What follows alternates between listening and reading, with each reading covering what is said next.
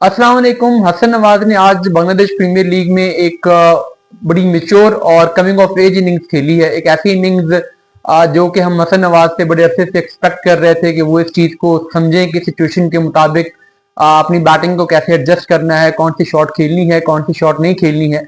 आज उन्होंने उस इनिंग्स को डिस्प्ले किया।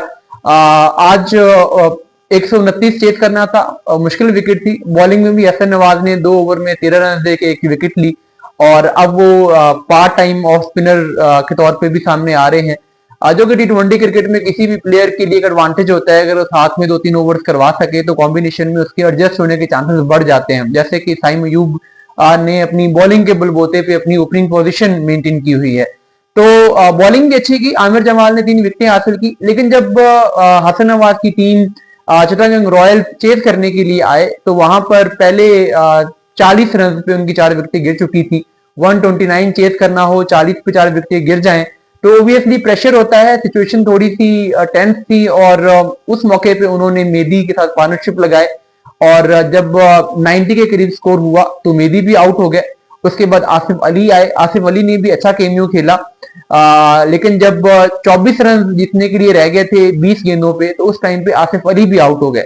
आसिफ अली के बाद आमिर जमाल आए। आमिर जमाल ने एक छक्का लगाया, उसके बाद वो भी 8 रन बना के आउट हो गए। तो इस तरीके से जब आमिर जमाल आउट हुए हैं उस टाइम हसन नवाज की टीम को जीतने के लिए 12 गेंदों पर 13 रन की जरूरत थी और 7 विकेटें गिरी हुई थी। हसन नवाज क्रीज पे थे। बजाहिर ये मैच इजी होता है कि 12 गेंदों पे 13 रन रह गए हैं, लेकिन वहां पे हसन नवाज ने जब 19वें ओवर की पहली गेंद पे सिंगल लिया तो उसके बाद जो बाकी पूरा ओवर जिस तरीके से गया वहां पे पूरे ओवर में 1 रन बना, 1 विकेट गिरी और फाइनली फिर हसन नवाज की टीम को आखिरी ओवर में 10 रन चाहिए थे और 8 विकेटें गिरी हुई हैं।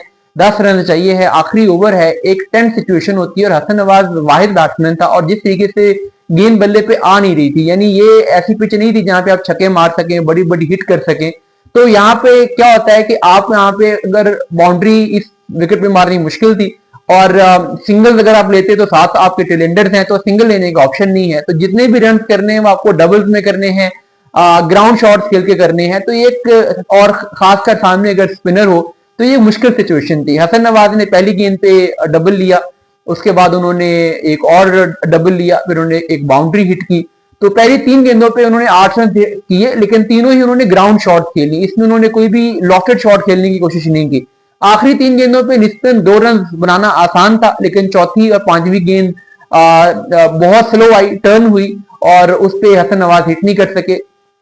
सिंगल लेने का ऑप्शन वो यूज कर नहीं रहे थे। तो आखिरी गेंद पे 2 रन रह गए थे और यूं लगता था कि शायद अब जैसे पिछली 2 डॉट बॉल हुई हैं, इस बॉल पे प्रेशर में हसन नवाज एक बड़ी हिट करने जाएंगे और या ये छक्का होगा या आउट होगा। लेकिन वहां पे हसन नवाज ने एक दफा फिर मेच्योरिटी दिखाई और वो बड़ी हिट करने नहीं गए, बल्कि उन्होंने ग्राउंड शॉट खेली, लॉन्ग ऑफ पे खेला और 2 रन लेने की कोशिश की। दूसरे रन पे फील्डर ने रन आउट करने की कोशिश की, लेकिन बैट्समैन पहुंच गए।